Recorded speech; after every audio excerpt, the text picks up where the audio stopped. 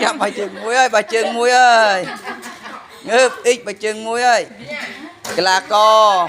Bà cô kêu nâng bà cô có hông. Cụt ní ơi. Là co. Kêu bà cô có hông, cụt ní ơi, con bồn. Dạ là chi ạ? Dạ dùng muối ơi. Ở nhà cái ta lược bà cô có hông á.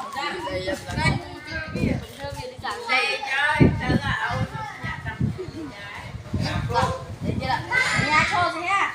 Hả? Cho. Được cho. Ê, không cái gì vậy?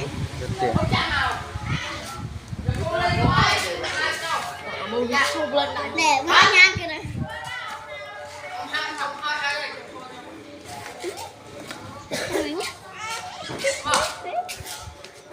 Ê, cũng chắn con.